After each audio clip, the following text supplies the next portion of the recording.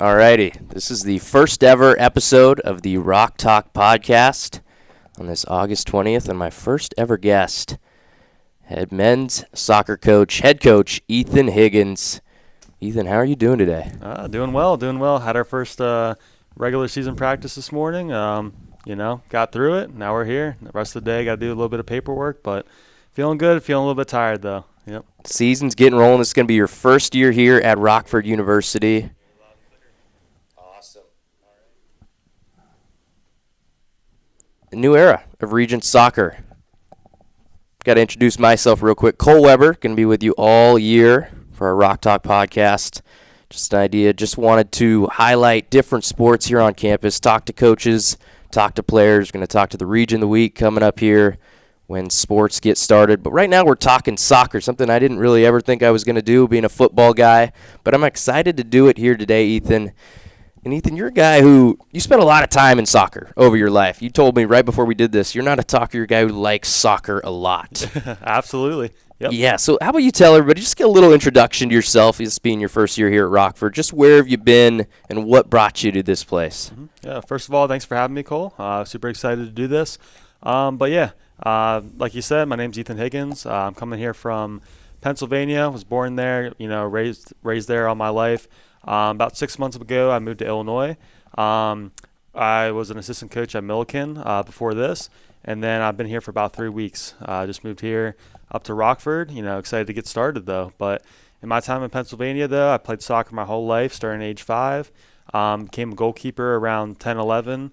When one of my coaches was like, hey, you got to decide before you get to U13 if you want to, play the whole game on the field or play the whole game in goal. And I was like, hey, man, might as well, play in goal, do what I'm good at, right? Yeah, I couldn't really score goals, so might as well keep them out, all right? So it was pretty exciting. And then, grew up with the game, ended up going to Elizabethtown College. Played there for 4 years. One of the years was COVID, though. So it was a little bit of a weird season with like 3 games in the springtime, I believe. After that, I went to, I didn't really know what I wanted to do with my life. Went to school for occupational therapy, ended up with a health science degree. And after that, I was like, hey, I didn't really know what to do with anything. I ended up getting a job as a CNA in a nursing home, had to work night shifts for a year and a half before moving out to Illinois. During that time, I also coached at Penn State Harrisburg as a goalkeeping coach, and as well as E-Town High School as a goalkeeping coach and assistant there as well. So super busy. Knew I wanted to work my way up in the coaching world. And and I'm really grateful that Rockford University is my first head coach job. So we're excited to have you, man. I mean, that's that story right there. You've been a lot of different places, a lot of different paths, but it's led you right here to Rockford, Illinois. And Yep. we're ready to go for the season. Camp started just about a week and a half ago, and you said you've been here for 3 weeks. I've been here for 2. I mean, we're new to the place, both of us. But as you were saying, I mean, you were a goalkeeper. You coached goalkeepers at Penn State Harrisburg for 2 years. And you had some success over there. I mean, both your goalkeepers, second team all-conference is what I read, and you made the conference tournament both your years there. Mm-hmm. So taking that defensive mindset, are you going to use that defensive mindset and kind of translate that here at Rockford? Yeah, absolutely. I think this morning we had a interesting session where we kind of focused on defense, playing at a 4-2-3-1, how to really defend with 6. How to shift as a unit, how to stay coordinated, constructed, and organized, and really focus on communication from the back. I really think as a goalkeeper, I have a really good mindset of, hey, what needs to be said, what needs to come from our goalkeepers, what needs to come from our center backs to keep us organized. I just got to find a really good way to relay that to the boys to help them get through it. But defensive, having that defensive mindset, I want to keep the ball out of the goal, but I also want to score some goals this year, right? I don't want to, as a first year, I know that, I got to produce results, take this team to new levels. And I understand that, defense does come first, but I do want to score goals as well and make the game exciting for fans to come to the new turf field, see, a good organized soccer team play, move the ball up the field and score. I really want to see this program, play a good version of soccer rather than kind of just, sitting back and producing results. Some games we're going to have to do that, but I really want to bring a new brand of soccer here and really play the way that I think these players can play. So. Yeah, that sounds awesome. I mean, defense wins championships, but a wise man once told me that you got to score more points than the other team to win. Yep, So it's going to be interesting because just looking at last year's roster and the turnover you had this year, it looks like, I mean, we lost 14 different dudes from last year's team, either graduation or transfer or what have you. You lost your leading scorer from last year, Javier Palacios, scored 3 goals. That was your leading scorer in 2024. But the rest of the guys who scored goals are back. So are you excited to see what those guys can do? Just name off a couple of names. Rajan Jakupi, Ian Jurgensen, Andrew Roth, Emilio Lopez, all those guys scored goals in 2024. What are you excited about with those guys? Hey, man, I'm excited for, I want them to be aggressive with the attack, playing in a 4-2-3-1, attacking with 4 guys up top, having one of our 6s also move forward into the attack. I really feel like this past few days in preseason, having our first practices on Friday, having our first regular practice, our first one a day today, I really think in that time, I think they've really learned a good way to build, a good way to get the balls to the wingers. We had a good practice the other day of how I want the guys to make runs, having the 9 go near post, having the opposite, the weak side winger go far post, and having our 10 creep up into the penalty spot after our winger, let's say on the right side, he drives end line. We really talked about how I want them to make the runs to, hopefully finish, score a lot of goals. Kids like Rayhan, Ian, I really think that they'll do a good job up front this year. I really think that they worked hard this summer to get themselves in shape. And I'm really excited for them to go forward, score those goals. This year, Andrew, being a senior, being a leader, I really think that he's really accepted his role as almost like a center back this year. I really think that he's kind of embraced that role. Team first mentality. I really, really trust him in the back, and I think that he'll do a great job for us. And I really feel that he will score a few goals off of corners this year, just being so tall, right? 6'3", 6'2", somewhere in between there. I really think that he'll do well getting himself forward. And when we have set pieces, corner kicks, free kicks from outside the box, I really think that he'll get himself forward, get a few heads, get his head on the goal. Yep. Yeah, score some goals, man. I'm really excited for these players. Use that height, use that athleticism, go up and get it, like a wide receiver, like a basketball player. And speaking of height, I mean, we've got a 6'6", 6'7" guy on the team, Jack Potter. Yeah. How's he looking in camp? Yeah, he's doing well. I think as a freshman, I was blessed, not, coming in 3 weeks ago, I had this team set for me, right? So, having a 6'8" goalkeeper, it really makes you smile, right? Yeah. As a goalkeeper myself, it makes me happy to see that, hey, someone like that's on our team. I think that he's adjusting to just being with the boys, getting used to the freshman class. Today's the first day of classes. I think he'll do well. I just really think that he's, if he keeps that mindset of, hey, I want to get better, I want to be in the right place, I really think that he'll do well for us this season. And we've had, 2 goalkeeping sessions so far, and I think that each day he's improving, and I think that with his athleticism and height, I think that he'll do well. So excited for him, 100%. A lot of young guys coming in, got a few freshmen, 8 newcomers to the team from 2024, 5 of them being freshmen. And it's not just about what goes on the field, Coach Higgins. It's more about, you're new here, so it's about building a culture. And tell me a little bit what it's like trying to establish a culture in a new place. Yeah, it definitely is tough, right? Especially first year as a head coach. It's kind of my responsibility to, build that culture based off of what was already here for me before. Saying that, though, I think that I'm really, really, really blessed to come into a group that I don't have to really focus too much on how the culture is. I think, the leadership is there. I think the boys know what's expected of them. I don't have to really re-gut or anything. I really have to just come in and make sure those little things are changed. So it's not going to be a huge culture shift. There's a few things that I want to bring in that will definitely help us throughout the year. But I really think that the culture is already set for me. So I'm really blessed, thankful for the old coaches that were here to kind of build that culture. But I think that we need to change the way that we play. And then once we produce results, I think the culture will kind of come naturally after that of like, hey, now we're winning. This is what it takes to win. I'm going to do this every single day and win every single moment to pursue that end of season goal of getting to conference and winning some games. So or getting the conference playoffs. I'm with you all the way. Building the culture is super important, and it's not just all on you. It's with the leaders on the team, and then you've got some help on the coaching staff. Guy who graduated last year, Quinn Vukovic. Tell me a little bit about how it's been with him getting his first licks in the coaching world. He's been phenomenal so far. I'm super blessed to have a graduate assistant that, and I would say, honestly, he's not even a grad assistant. He's a real assistant. He really does his job. He's very proactive in what he does. He does the things that I'm not the greatest at. He does the small things like Instagram post. The little things that I need from him. Making locker room tags. He does all that phenomenally, but he also is very proactive in the way he recruits, the way that he steps in and tells the boys what needs to be done on the field. Him being a center back or a 6 last year, I think that he really has the idea of like, hey, defense first. We have to be, organized, communicate a lot. I think that he's really stepped into his role with with a lot of confidence, and it's you don't see it too often that somebody comes in and is like, hey, I'm ready for this. This is, and he does everything without me asking him. He just is very proactive with things. And I'm very blessed to have that. And I think he has a very good coaching mind. He knows what he's doing on the field, and he knows what he's doing with these group of boys as well.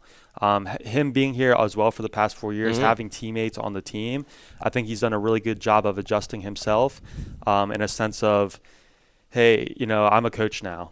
Right. These boys have to respect me, listen to what I say. And I think the past 4 years, he's proved that he knows what he's saying. He knows what he's talking about. And I think the boys respect him a lot because of it. So I think that, and I'm super excited to have him here, and I'm very blessed. Yeah, he's got a bunch of strong relationships within the program, and it's just, it's got to be nice having that guy by your side going forward into this new era of men's soccer at Rockford University. 3-13-1 last year, 3-8-1 in conference play. It was a defensive team last year, so that's going to help you a lot going forward, being that your mindset. You got a scrimmage coming up on Friday against Dubuque, right? Yep. And tell me what your thoughts are going into that. Yeah, so, unfortunately, we're not going to be on the turf. It's going to be a few days. We'll have still waiting for that to get put together. Yep, I know, but, lucky to have that for our first game on the 29th. But going into Dubuque, I know that, I want to try a few different things. Getting to know the boys this preseason is, it's been difficult, especially, having 27, 28 guys in front of me that I've never seen before, right? Never seen in person play soccer. And I've watched the games on demand last year. I have a good sense of who the guys that are, returning are. But, getting to know these boys, I think that, the culture's there, and I think that it'll produce results. So, going forward, kind of back to that question about Dubuque, I think that trying new things, trying a few new lineups. I've already called the coach and kind of texted him about playing 3 30-minute periods. I want to try 3 different lineups, 2 different formations throughout it, and I really want to see who's up for it. Right. Who's up for this season. I think it's a good period where the guys will really find out within themselves if they can do it, and it'll be pretty clear to me if they can do it as well. So I'm really excited to try new things, see how it goes, and I really think that the boys are ready. After tomorrow's going to be the last practice before it, I think the boys are ready for this. Yeah, I mean, we're excited to see how it goes, and that's what I was going to ask you, what your thoughts were going into it, and you were just going to see a bunch of bodies on the field, and that's exactly what it is. I mean, before you play real soccer, you got to play real soccer, right? These scrimmages are super important to get ready for the real season coming up, which is August 29th, just over a week, against Olivet. And what are your plans for that game? Yeah, well, based on the 2 scrimmages that we have before it, obviously I'm thinking ahead for that first game and how I want to play, and we're training for that first game. But I think those scrimmages are time for the boys to prove what I've been saying all preseason. Just got to work, win every single moment. And who's going to do that for me, right? So I think during that first game, I'm pretty confident that I have the right group of guys in front of me. I think whoever's going to be in that starting lineup is going to, handle the job well, play well, move the ball forward, and score some goals. So, I'm confident in that first game that we can, produce a good result. And I'm especially looking forward to that new turf field. I think it's going to be it's going to be fun to play on, especially playing on grass this whole preseason. I'm excited for having a practice beforehand on the turf field, getting ready for this game. But I'm really excited to show the fans that, hey, this is this is going to be a new era of Rockford soccer. Yeah. So. Yeah, I'm really excited for the turf field. Looks, I mean, just looking at it from a few weeks ago when they didn't start rolling out the turf to now, I mean, it looks awesome. And I was always bigger fan of turf than grass myself, just running on it. I always thought it was better to fall on grass and better to run on turf.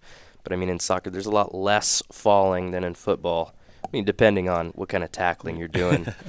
Yeah, some of our guys, they put in some pretty hefty tackles. So Yeah. we'll probably see some brush burns in that first few weeks, but, I'm definitely excited for that new turf field. I think, at the end of the day, soccer, you look at professional stadiums, they're putting millions and millions of dollars into their grass, into their groundskeepers, Yeah, I mean, it's the biggest sport in the world. Yeah, absolutely. Yes. Here in America, I think it's growing, but throughout the world, everyone plays on grass, right? So, but I think these boys are, especially in the college era, NCAA, I think the boys are used to playing on turf, when we travel. But I'm excited for them to finally have a home stadium on our campus, instead of driving up the sports core and seeing all that. So, yep. I mean, that's part of soccer is the environment. I mean, getting all those fans out there and that just great. It's just an energy with it. Like when you watch the World Cup or the Euros on TV, you can just feel that kind of energy. And that's going to be nice to have and try to cultivate over these next couple of years here at Sam Greeley Field. And how about, here's a question. This is kind of off of Rockford soccer, but what about soccer in America? What do you think the future of soccer in America looks like? Yeah, I think it's growing. I think it's growing every day. I think that, for I wouldn't say for good and bad reasons, but, a lot of parents are looking at football as, hey, my kid's going to have, concussions. Mm-hmm. It's a violent sport. It's dangerous. I still enjoy watching football. I think it's a great game. But I think a lot of parents have that mindset of, hey, I'm going to put my kid into soccer at 5 years old rather than making them get out there in Pee Wee League and cracking heads, right? So I think it's growing year by year with kids getting more involved into it. And I think within the future generations that, soccer is really going to have a demand.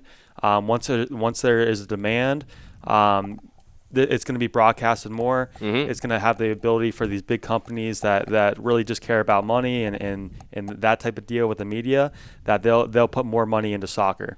Soccer will grow because of it.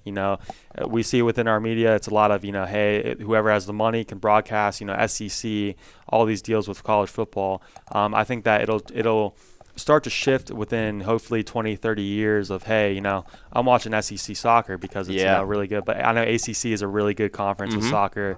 And I think a lot of kids will be more excited to watch college. A lot of kids will have that dream of, hey, I want to play college soccer because I'm seeing great teams play in it. I'm seeing Pitt, get up there in the ACC. Yep. I'm seeing Clemson and all these teams be great at soccer, as well as football. And I think, those stadiums will start to evolve.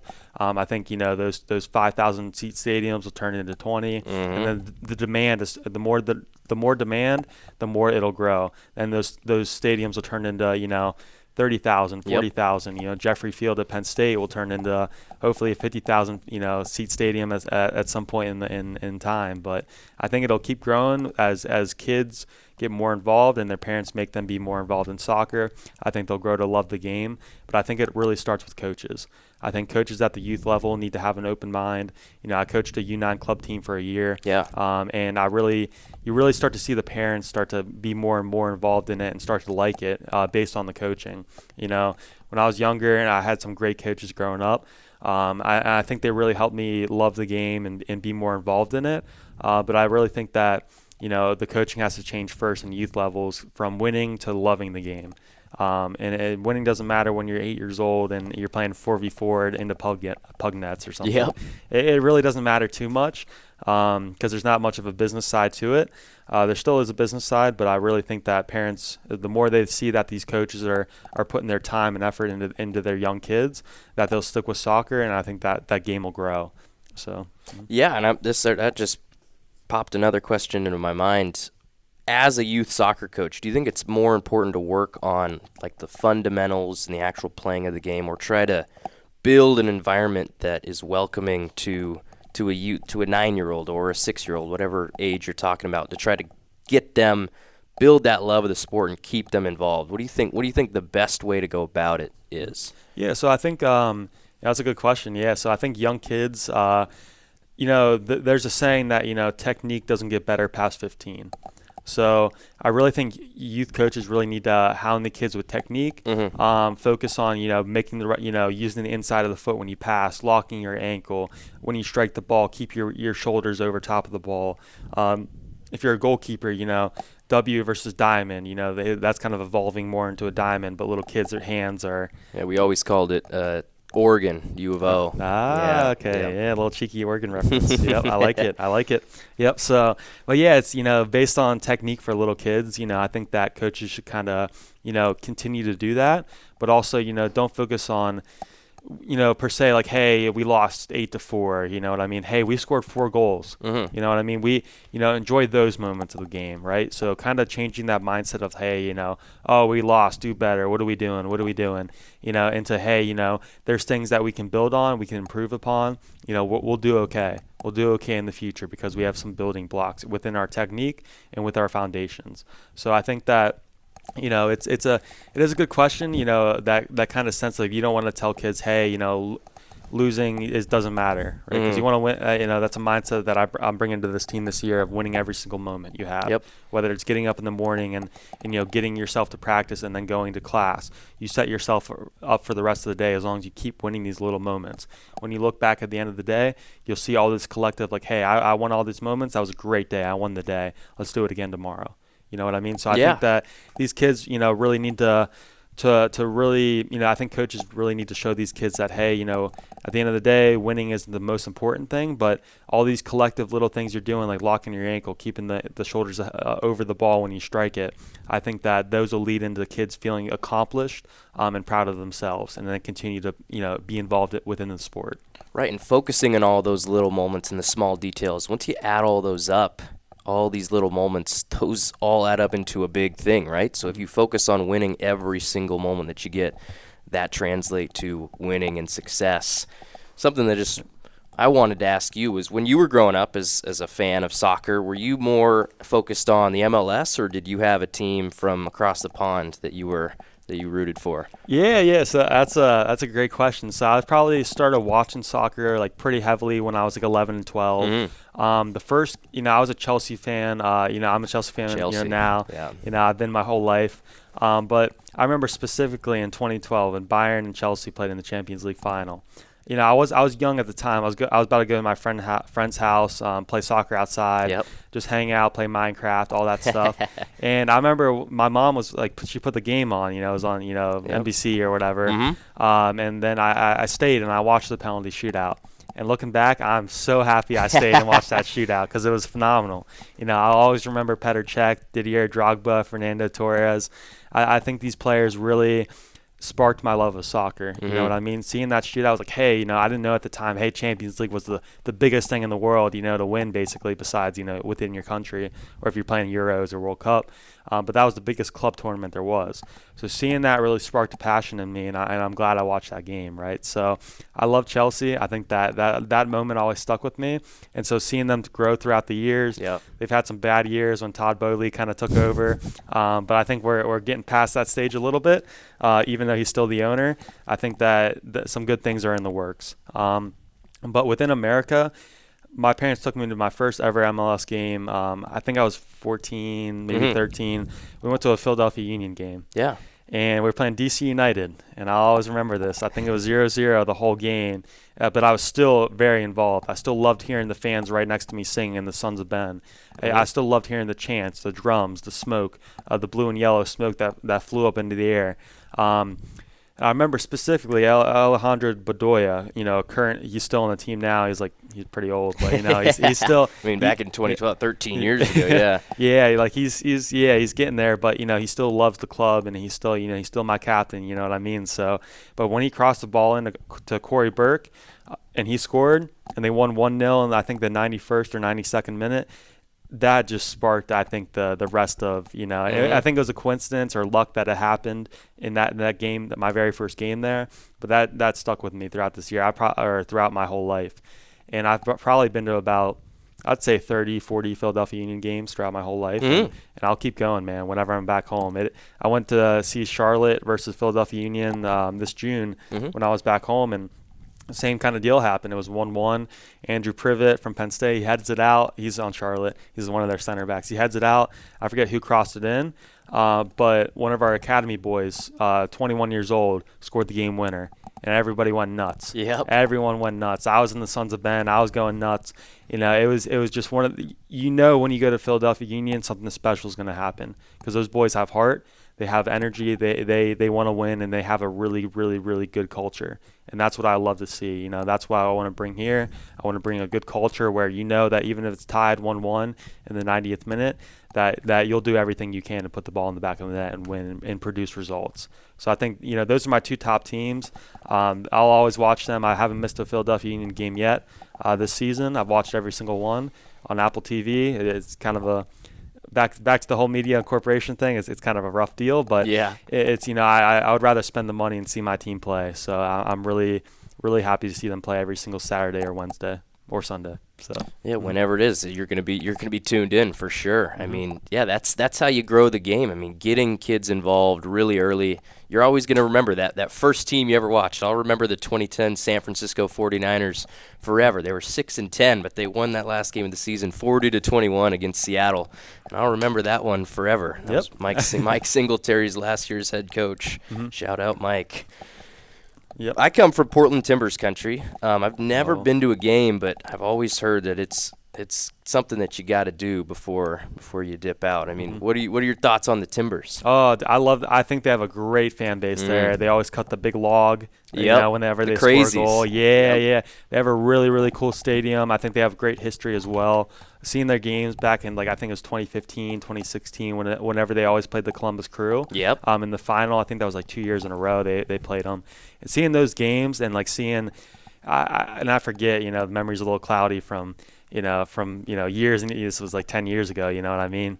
But seeing the Portland fans stay, I think it was in the Columbus Crew Stadium after they won, or vice versa. I forget what happened, but it was wow. Seeing that fan base stay and watch them lift the trophy, yeah, I was like, wow, I hope that's Philadelphia Union one day. And then LAFC kind of took that away from us. I specifically remember that day. I think it was November, I want to say it was November 5th. I was playing at E-Town, 2023, or no, I forget the year, but we lost the conference championship to Scranton that day. Mm-hmm. I get back, I watched the Philadelphia lose in penalties to LAFC, and then the Phillies lost. Phillies lost in the World Series that night as well. And I was like, wow, that day sucked. That was not a good year for Philadelphia sports overall because the Eagles lost the Super Bowl as well. I mean, it was, and then the 76ers are the train wreck that they are. I mean, and these haven't.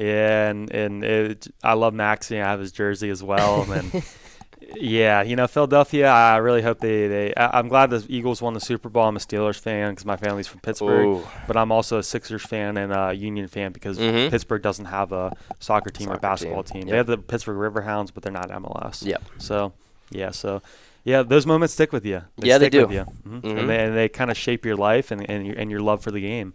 So, hopefully the Union can win this year. They're top of the East. I don't know about because they lost against New York Red Bulls. First time in 16 matches, by the way. Haven't lost to them yet, and then they finally lost. Finally lose to the Red Bulls. Yep, it was a tough one. Yeah, I remember being young and getting my first look at the MLS. I remember thinking, you know what, that's a cool name, the New York Red Bulls. I wonder what that's about. That's a team that I'll always remember as well. But I love the Portland Timbers, though. Back to your question, though. Yeah, I know. I mean, that's a really cool fan base. That's what everybody says about those crazy Pacific Northwest people, right? Yeah, I'm one of them. I always like seeing the rivalries too between Portland and Seattle, Vancouver. Anybody on that West Coast has great matches against each other. Now we have San Diego joining the league this year, and it's really cool to see the game go on. So. Yeah, especially, going all the way over to the West Coast. It just seems like things get there later just because we're going from east to west. I'm just thinking about it in my mind. USA Soccer just going from the MLS to the Champions League, and now I'm just thinking about the World Cup and USA's lack of success in it over these last, 30 years. And what do you think has attributed to that? It's been tough. It's been tough because, I think that we have the right players, or a few of the right players.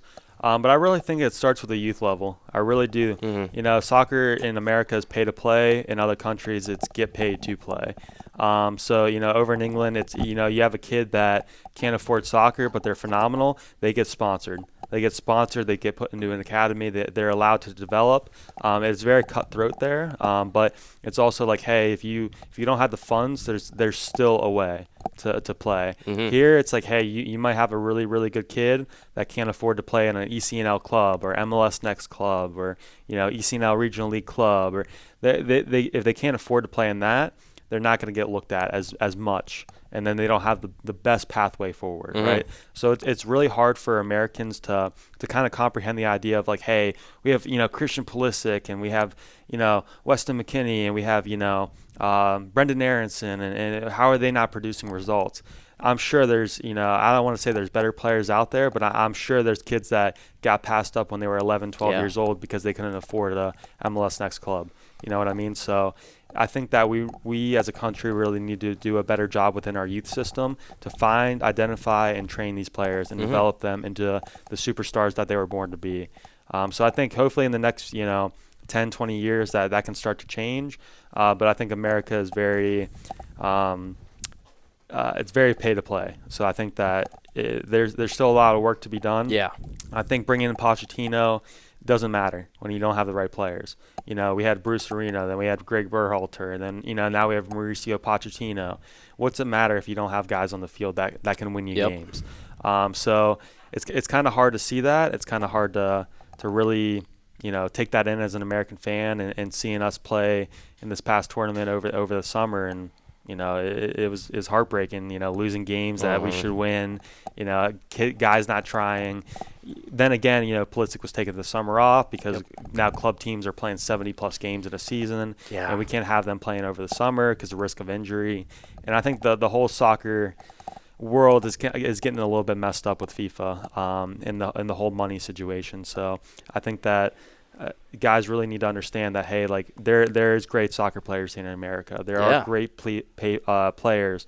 There's people that really want to play, but sometimes financially it's not the right move to pay $7 or $8 a year to play at a club. You know, it is really, really hard for these kids to develop, to learn when they're doing it by themselves. So I think that we need to do a much better job as a country. Yeah, I mean, there's 400 million people living in this country. There's got to be a couple good soccer players somewhere in there, right? And hopefully there's a few of them right here at Rockford University. Yep, absolutely. Absolutely. Yep. I mean, building a culture, that's exactly what America's got to do. You're going to do right here. And just one more thing about the season coming up before we go. Just have you done any preliminary scouting on your first conference game? How about Concordia University of Chicago? Have you looked at the conference at all? Yeah, I've watched the games from last year on demand. I don't think that, you know, the games from last year are going to relate at all to this year with guys coming out, guys coming in. I think that each team that we play is going to be different from last year. So I'm excited for once we get down to it. You know, this conference has game sharing. So it's, you know, once we get those games out, we'll start scouting, you know, make scouting reports, show videos within the game, clips. So I think once we get into the conference, it's going to be very easy to scout because obviously we have game sharing. But those first few games, I really want to focus on us, right? You know, I really want to focus on what we do, how we play, how we win, how we produce results. And then when we get into conference, we can start worrying about, hey, you know, this team does this. Maybe this team has a really tricky right winger, and we got to, you know, match them up with an outside back and make sure our 6 comes over and covers so that we don't get beat with him driving inside. That type of deal, so that we're ready for when the games come. But I think that, you know, that's later on down the season, you know, later on down the line with scouting a few of these teams because they're way different than last year. But yeah, I'm excited to, you know, play the way that we play. And then once we get in the conference, I really think that, you know, me and Quinn will do a good job of scouting, making sure the boys are ready, and so that we're able to produce results. And last question I have for you is, what is your goal for this team this season? What's the overarching goal? You know, honestly, we haven't really talked about it as a group yet. But my goal, and I think it's on everyone's mind, and it should be as well, is to make the conference playoffs. You know, get there, because I've explained multiple times to this team that, hey, Once you get into conference playoffs, anything can happen. It's one game at a time. Right. It's one game at a time. If you watch Chelsea over the Club World Cup, yes, we did probably have the easiest path to the final. Yes, I do accept that. But, we had to beat PSG, the best team in the world, the Champions League winner. You know what I mean? So any game, and we beat them 3-0. It was domination. It was just there was never a doubt in anyone's mind that Chelsea was going to lose that game. Once you get into a tournament, anything can happen. When you watch the college football playoffs, when you watch the World Series, the teams that you think are going to win don't. Yeah, it's win or go home. Exactly, because it's a long season. There's injuries. You have to be proactive in keeping your team healthy and prolong them throughout the season so that you're ready for this tournament. You know what I mean? If teams don't prepare and do that as well, they might be the best team during the season, but they get to that first game. A lot of their guys are hurt. Maybe they're not ready. Maybe they're checked out mentally. Maybe their culture isn't the best. Those teams are beatable. So I really have to preach to the boys. It's a long season. Once we get there into the playoffs, anything can happen. But it's about getting there first, and then we can worry about that first game. Yeah, soccer's one game at a time. It's not a series. Usually in a series, like in the NBA playoffs, the better team's going to win because you have 7 games to do it. In soccer, in football, you got one game. If you don't show up on that one night and you come out slow, that could be it for you. And that's why everybody's got a chance in the playoffs. So absolutely. The goal is, Yeah, same thing in March Madness. How many times have you seen it? Absolutely. How many times have you seen an upset? That's why a 15 beats a 2. Yep. Yeah, a few times a 16 beat a 1. It's things can happen, and I really think that once we get there, I think that if we prepare well each game, we'll do great things with this team. So I'm really excited to be here, and I'm really excited for this team to grow. And I'm really excited for these seniors to have a phenomenal season. Hey, we're really excited to have you. I appreciate you talking to me. Yeah, Head absolutely. coach Ethan Higgins, Rockford Soccer. We're excited to see what they do here in 2025. This was the first ever episode of the Rock Talk podcast. We're going to try to do it every week this year, try to talk to coaches, athletes, Regents of the Week. I am Cole Weber. I'll be your host for the year. Thanks, everybody, for tuning in. Thank you to Coach Higgins. Yep, thanks for having me. Rock on. Rock on.